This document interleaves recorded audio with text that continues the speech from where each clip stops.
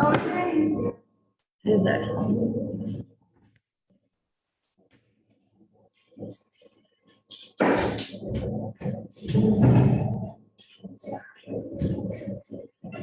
Good morning, Rabbi Pape. Rabbi Pape, can you hear us?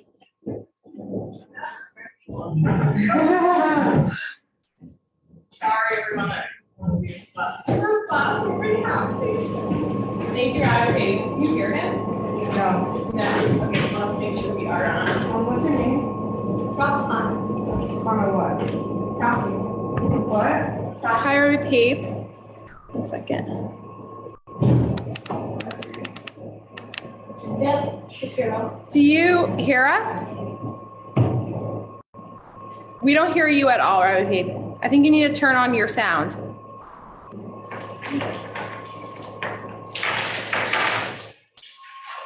Can you hear me now? Yeah. Yay, Yes. thank you. Okay. Let's see if we can.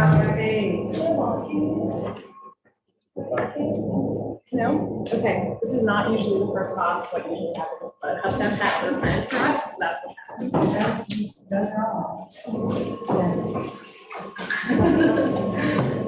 Yeah. For Tanya. Yeah. Everyone laughing out like. Yeah, well.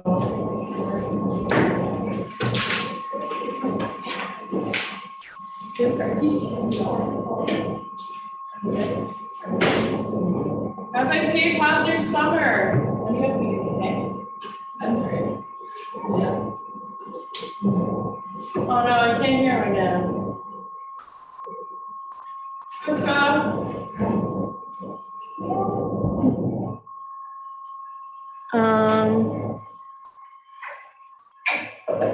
Rabbi Pape, you're muted. How do I do this? I don't know how to work this thing. Do you? I can try it. Oh, Rabbi Pape, you're muted. So you just have like the mute button in the corner. You have to click on it again. Okay, now I'm unmuted. Awesome. Also, hi. All right. Okay, what? If somebody could locate Mrs. Yaffe, I'll be grateful. What?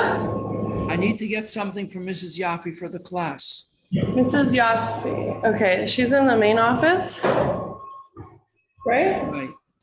So Tell her someone should run downstairs. Okay. Tell her that there's a file folder under my name, which Okay. has some papers in it with the preface by the Lubavitcher rabbi. Okay.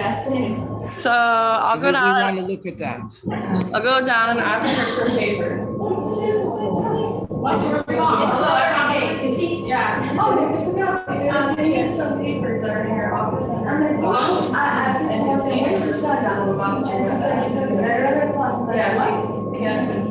Yeah, I'm trying to bring it out. Okay, thank you. Okay. Okay, she's getting it. I can only see one of you. That's the girl who looked like that in the front. What is this? This is Devorah? It's Hannah or Samantha, but I'm going by Hannah. And then here's Hi, my name is Tanya. What we got here? Okay, please identify yourselves. Oh, My name is Tanya. Uh, Tanya. Basia? Yes. Yes, where are you from? Canada. Living in Canada. From Miami? No, Canada. Montreal. Are you from Montreal? Yes. And who's sitting beside you? I'm Rivka. I'm from Arizona. Rivka from Arizona. Where in Arizona? Phoenix. Phoenix. Okay, we got Rabbi Shem Tov is in Phoenix. He's in Tucson, but yes. Yeah, very nice. Okay, let's move around a little bit more. Beth Shapiro from Crown Heights, originally from California 3 years ago. What? I don't see it. Here we go. Here we go. This is That's Mrs. Shapiro. I moved to Crown Heights 3 years ago. I lived in California before. Welcome to the class. Thank you. Pleasure to have you. I'm Rocky Lana. I'm from California. I can't hear clearly. I'm Rachel Khan. I'm from California. Okay, I didn't hear that so clearly. I heard California. I look forward to meeting you in person tomorrow. Today with the bad weather, so the home aid for Mrs. Pape didn't show up on time. So we're doing this with the electronic things. I have this big thing in the middle of my screen. Let's select the microphone and I wonder how I can get rid of it. Oh, there it is. Good, it's gone. Now, this is, My name is Shoshana Hussein from Ukraine. Shoshana from Ukraine. Yes. Welcome. Welcome, Shoshana. I'm glad you're here. What? Did you say Are hi? you here with, Shoshana, are you here with your family? Here. Guys, I can't hear Rabbi Pape. Dr. Hannah, I can't hear Rabbi Pape. There's a lot of girls, you should know, I hear everything. So if anybody else is talking, it blocks out the. Yeah, guys, Rabbi Pape can't hear. I'm sorry. Any conversation, girls, between you just becomes noise. So please try and listen when someone else is talking. Now, Shoshana from Ukraine, I asked you a question. Is your family here with you? No, my family is in Ukraine. Like my mother and father is in Ukraine, and my sisters and brother in Berlin and in Israel. So some of your family were in Israel, and your father's in Ukraine. Wow. Okay, Hashem should watch over all of them. Moving along to the other side, moving further down now. Okay, so that's everyone so far. Oh, we have. That's everyone so far. This is Hannah talking.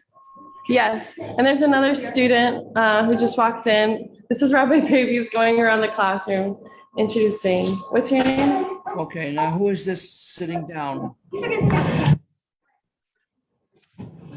I don't guarantee that tomorrow I'll remember your names. But this is Sarah. And this is from Okay, Sarah, welcome to the class. Okay, did Mrs. Yaffe bring in the sheets yet? Yes, I Okay, think. please distribute the sheet. Yeah. It says preface. Here, you see this? Yes. See it? Yes. Here is the sheet. It says preface by the Lubavitcher Rebbe. Okay, the very important little known document at the printed at the back of the English Tanya. It's words of the living God. Now, in general,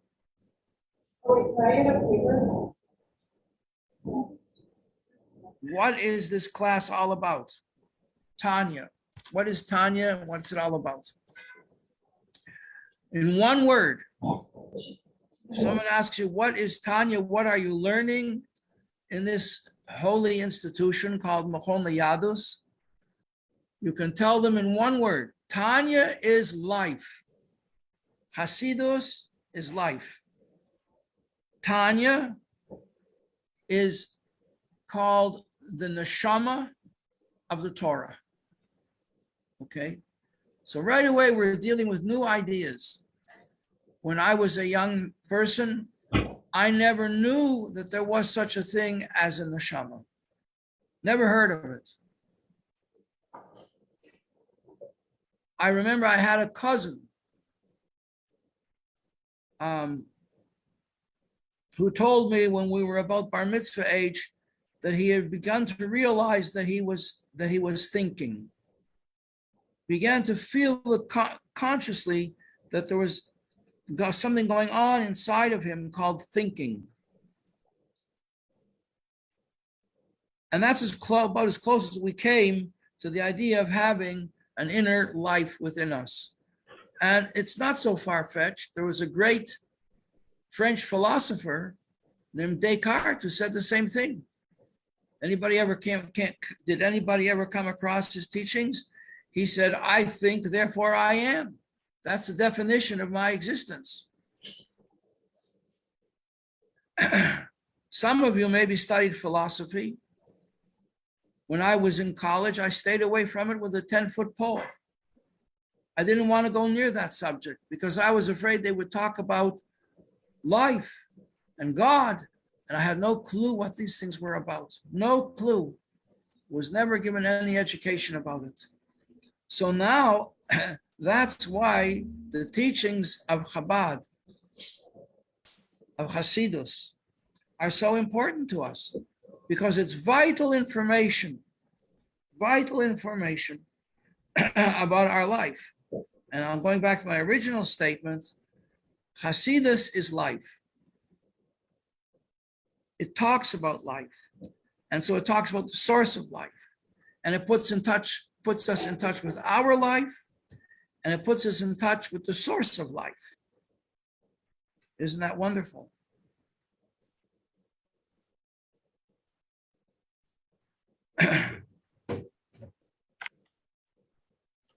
The term that I'm sure you've heard in the Chabad house that put you in contact with the Machon was the word neshama.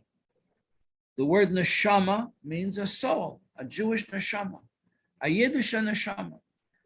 The word neshama, usually the term a Yiddish neshama means that the person is displaying some characteristics of a Jew, thinking like a Jew, behaving like a Jew, showing kindness like a Jew, is being merciful like a Jew, is being warm, compassionate like a Jew. Say, oh, he has a Yiddish neshama. He's being hospitable, he's being kind, he's being open, friendly. Oh, a Yiddish neshama.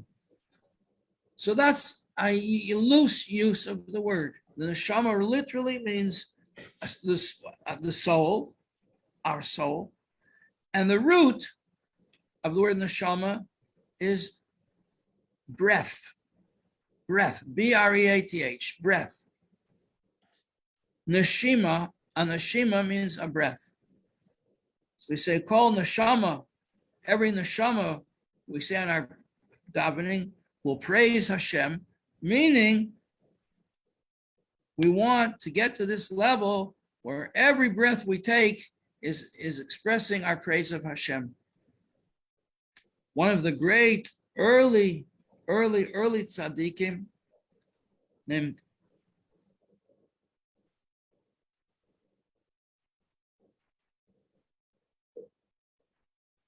a grandson of Adam, just having a junior moment.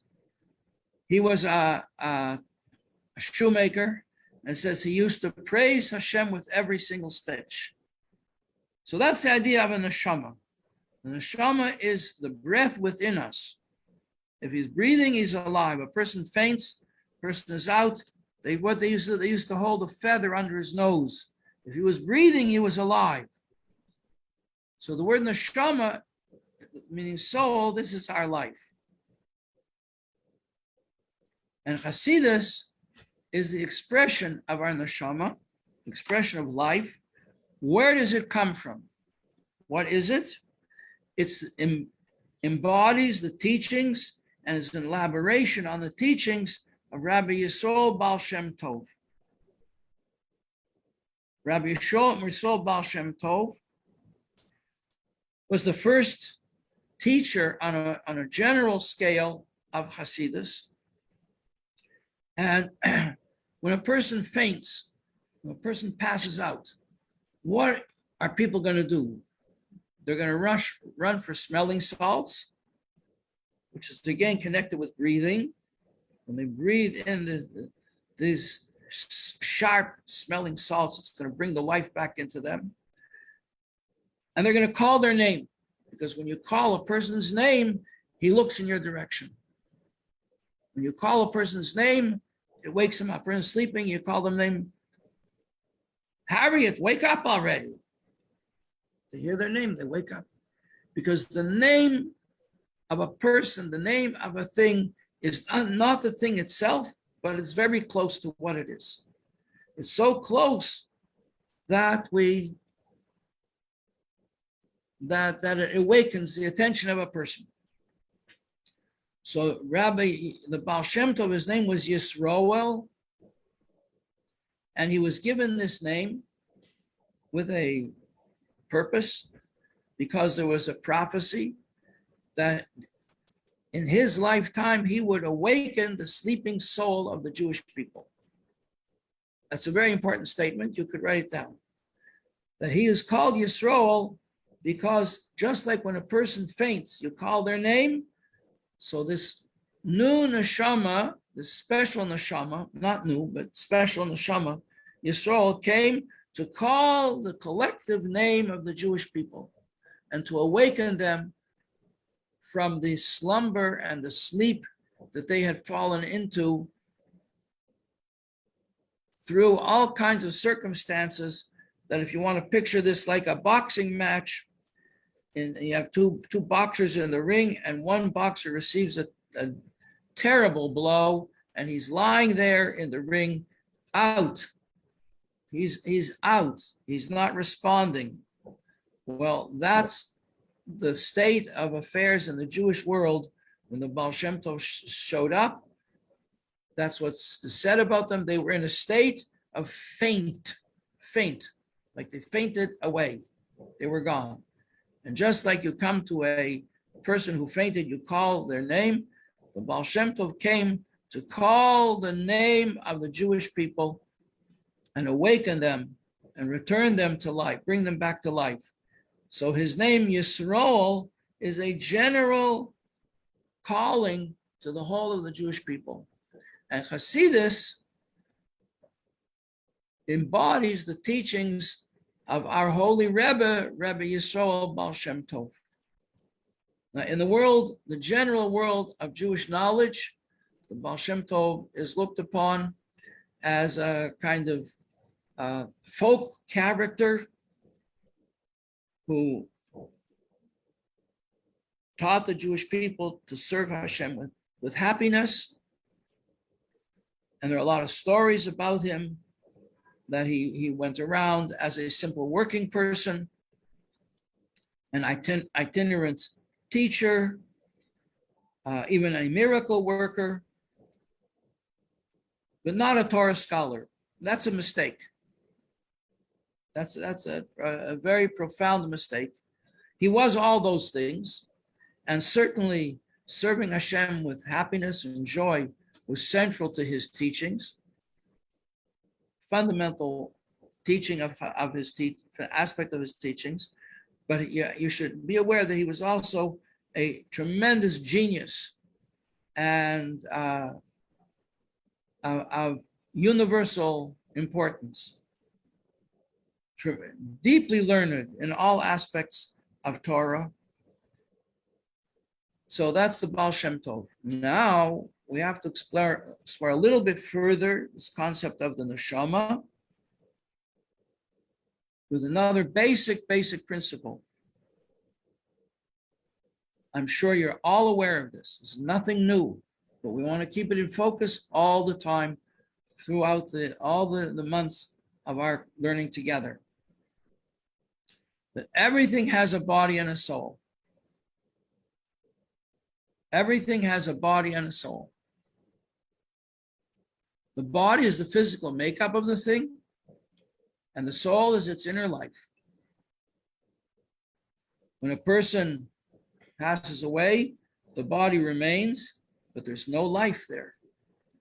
And when a person is asleep, it's a taste of having passed away, because you can't talk, you can't move, you can't see, you don't know what you hear, you have no conscious interaction with the world around you. So you're like you passed away.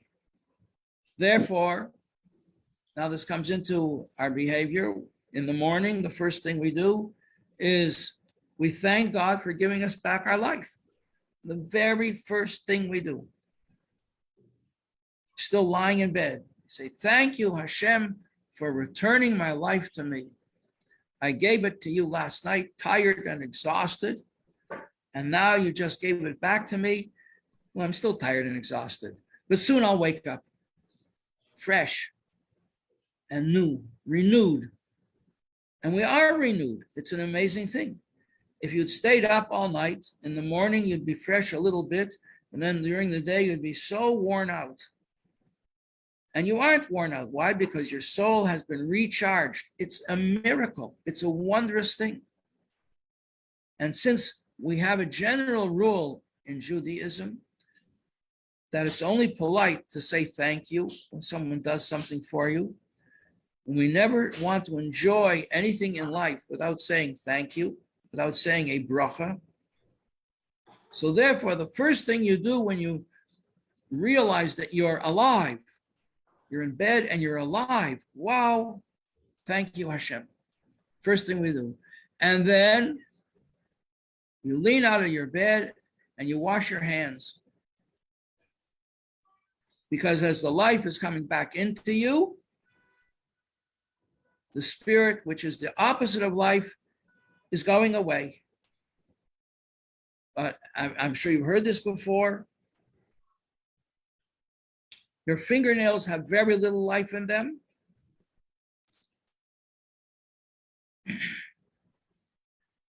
So the neshama life that's being given back to you doesn't really push the anti-life, so to speak, out of the fingernails, so we wash it away.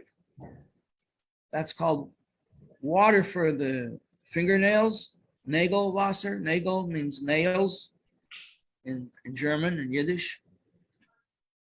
So we wash the Nagelwasser and we throw it out. We don't want to mix it, we don't want to step in it or get it mixed up with anything that we're going to use during the day. We throw it out. Don't throw it in the sink with your dishes. Throw it in the jar. Because you're pushing away the opposite of life and your body is being filled with renewed life. So a person gets his neshama back. So everything has a body and a soul. The body is the physical being. Without the soul, it's nothing. It's referred to as just material glob. Gashmius. Material substance. And it doesn't last. What makes it last is the neshama. The neshama animates it and gives it life. So everything has a body and a soul, and obviously, if the soul gives the body life, what's most important is the soul. So the soul has to direct and guide and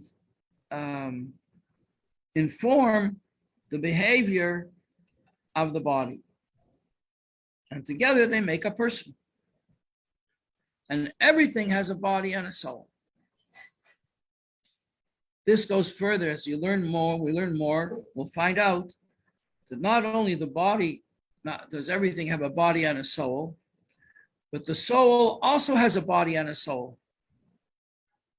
But the soul, the way our soul can have any connection with our body the soul has to come down, since the soul is entirely spiritual and the soul is from Hashem. Soul is blown, it says in the Torah, Hashem blew a soul into the nostrils of the first man. And our soul comes from the essence of Hashem's life.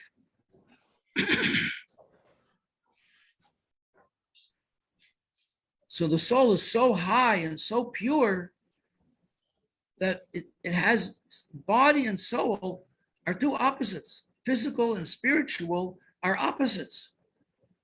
How can the spiritual connect with the physical? The spiritual has to come down very, very low, to a very low spiritual level where it's possible for it to connect with the physical reality of the world we live in.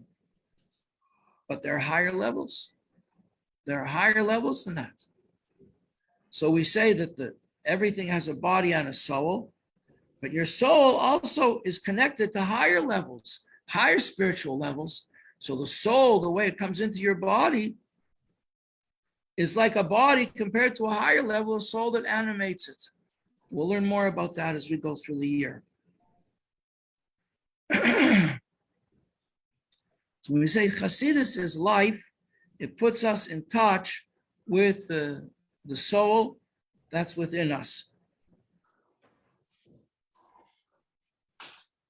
Let's take a look now at this preface by the Lubavitcher Rebbe. Has everybody got a copy here? Yes. This is those of you who studied English or know that a good essay begins with a good sentence. And with a good sentence is the beginning of a good paragraph. And the first paragraph is a good beginning to the whole essay. So the whole essay is in the first paragraph, and the whole paragraph is in the first sentence, and so on. So here we have it. Hasidus in general. You with me? Hasidus in general, and Chabad's Hasidus in particular. So we're going to have to define what's the difference between general Hasidus and Chabad Hasidus. We'll come back to that. What is it? It's a world outlook. It's a way of understanding, seeing what the world is all about.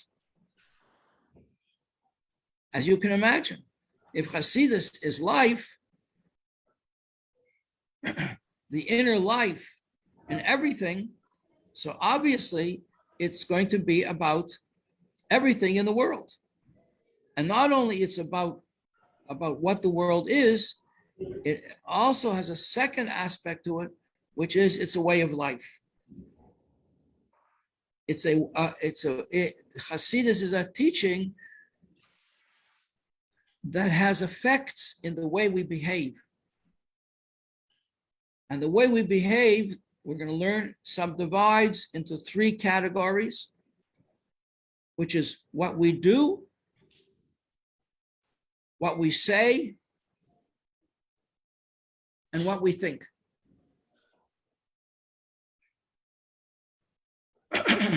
If any of you are familiar with the letter Hey, at this point I would draw it on the board.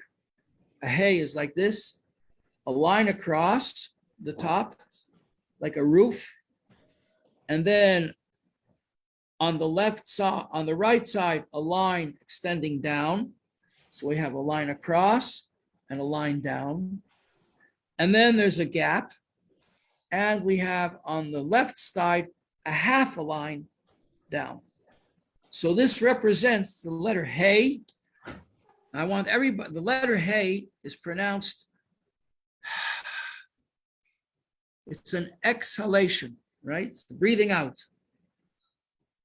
So everybody take a deep breath together. 1, 2, 3, deep and very deeply. 1, 2, 3. Breathe out. Again, breathe in, breathe out. Now, when we breathe out, we're actually saying a letter of the Torah. That letter of the Torah is the letter Hey. Let's do it again. Breathe in and breathe out. Okay, this letter Hey that we're just saying, that's the basic expression of your life. A letter Hey. It says that God creates the whole world with the letter Hey.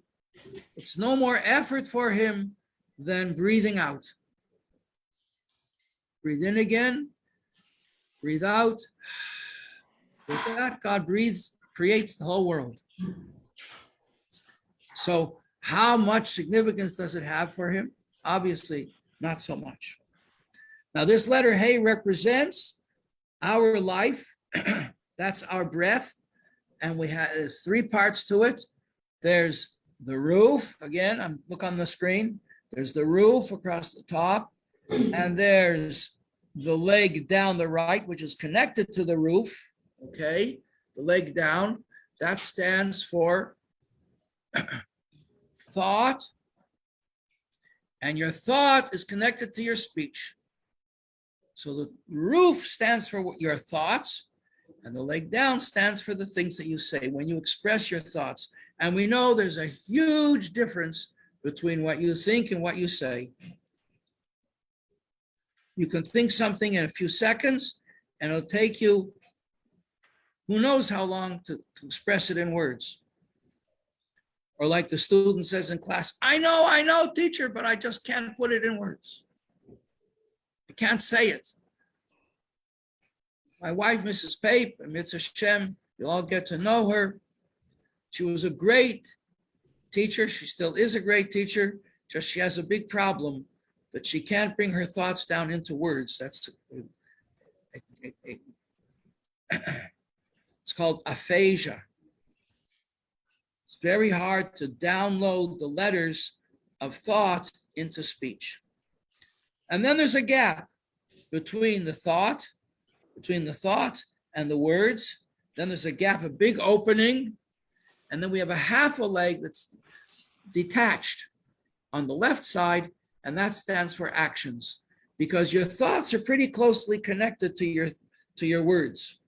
Your words are connected to your thoughts. So the two lines, the top, the roof, and the right leg are connected, but the left leg, between what you say and what you do, there's a whole world. Or like they say in the common sayings of the people, common sayings, ladies, are also word Torah. You may not find it written somewhere in some Torah text, but it's expressed by everybody who acknowledges it as truth. And truth is anything that's true is part of Torah. So the truth that expresses this difference between the way a person behaves and the way he thinks is expressed in the common saying that there's many a slip twixt the cup and the lip. When you have your drink ready and you're about to sip it, you didn't, as long until you sipped it, you could still spill it. Somebody could sneeze and it'll spill out. Someone could bump into you and it'll spill. There's many a slip between the cup and the lip. So therefore, the leg that stands for action on the left side of the hay is detached from the roof and the right leg. These are the three garments of your soul through which your soul expresses itself. Your soul is your life. It expresses itself through the way you think, the way you speak, and the way you behave. So Chassidus, now take a look at what's written on the page, is an all-embracing world outlook. So that's about the way we think. That's the way we perceive and understand. And it's a way of life, meaning that's how we behave. So that's the difference between the roof is the world outlook, and the way we behave is the left leg of the letter Hey. These are the garments through which our soul expresses itself. It's a way of life that's connected. The goal is, through learning Hasidus, to connect the way we behave with the way we perceive the reality of the world, the reality of God, Hashem's creation. And in this general outlook, we see at the end of the second sentence now in this paragraph, the central position of a Jewish person in creation. We have a purpose, we have a mission. Every one of you girls has a mission. You're here for a purpose. You weren't created just by accident. And the purpose of your life, girls, is that you are the unifying link in the whole of creation. So everything you do is of great significance, because between the creation and the creator is a universe. What's going to connect them? What's going to connect the creator with the creation? And the answer is you. You are the unifying link between Hashem and his creation.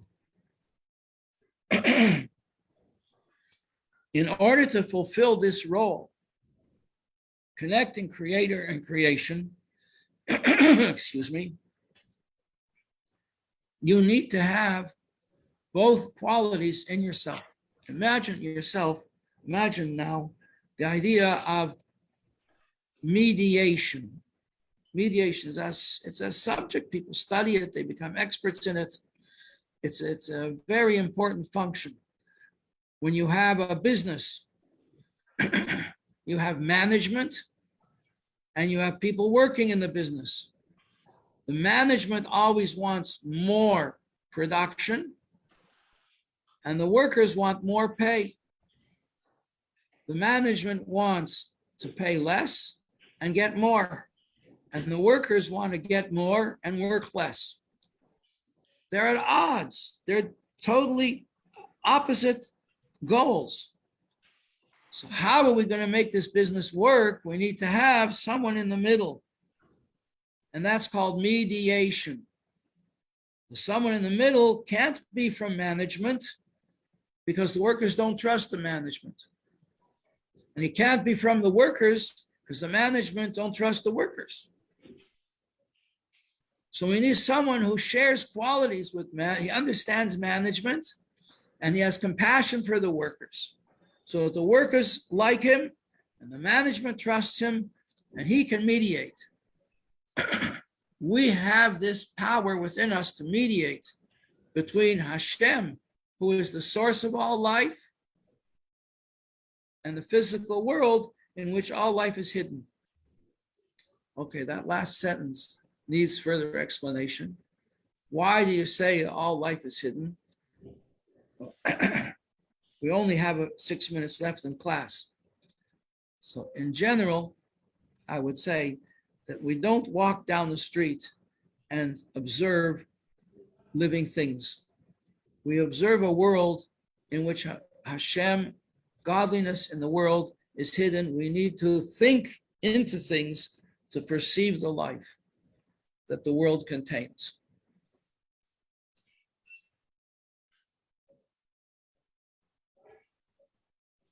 And how do we reveal, how do we connect? So the world in general does not look to be alive. Everything in the world, it has its life cycle, its time when it's filled with life, and then it perishes, and there's nothing left of it. Now is the season when the leaves start to turn, and then to fall, and the trees are dropping their nuts, preparing for a new year of growth. We see stones, we see buildings, we see machines. We don't see godliness in the world. We see people, we see animals. In fact, in Hebrew, it's an extraordinary language. Words themselves have meaning and levels of meaning. So the word for world, the world is ha'olam, ha'olam, like the cheese, ha'olam cheese. Ha'olam means the world. The root of the word ha'olam is helem. The word helem means a hiding. In order for the world to exist, Hashem has to hide. If you went out into the street and there was an angel, you'd freak out.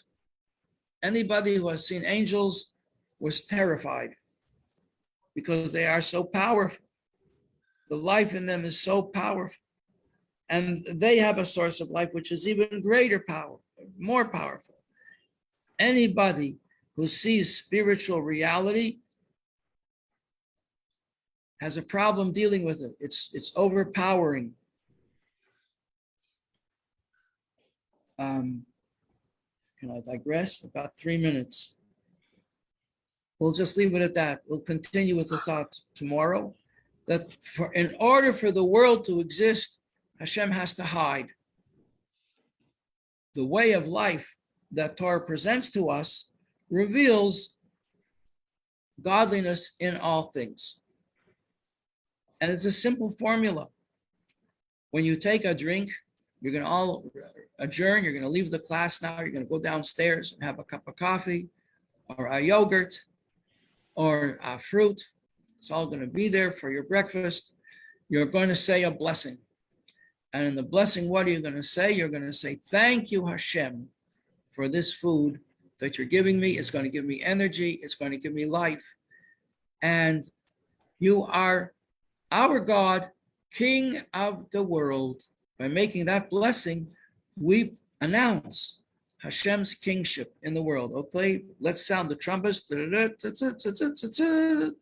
Here comes Hashem, King of the world, and we announce him, blessed are you, Hashem, our God, and through that we make you King of the world, and you've created this cup of coffee for me to have this morning. It's maybe overly simple, but it's very, very deep, because in doing these things, we make Hashem King of the world. We crown Hashem King, and the epitome of doing this is on Rosh Hashanah, when the whole service of Rosh Hashanah, which we're going to talk about more, is the coronation of Hashem, when we make Hashem King over us, the Jewish people, over us personally, over us as a people and a community, and as King over the whole world. Thank you very much. Look forward to seeing you. Mitzvah Hashem, with the help of Hashem, will be in class tomorrow at 8:30, and I urge you also to be there. I'm going to give you one assignment to do between now and then. When you come to yeshiva tomorrow morning, from your apartment or from the dormitory, look up. Look up and see what's going on in the sky.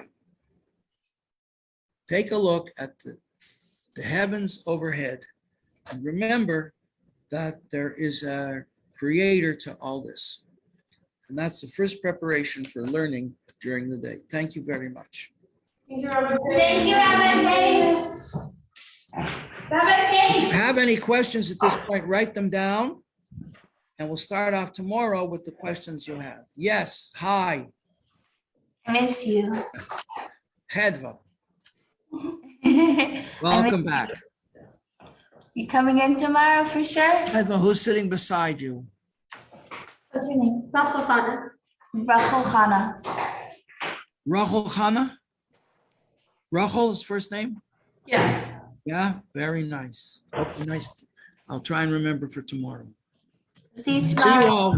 Bye-bye. Signing out. Bye, my babe. Bye-bye. That's Hannah,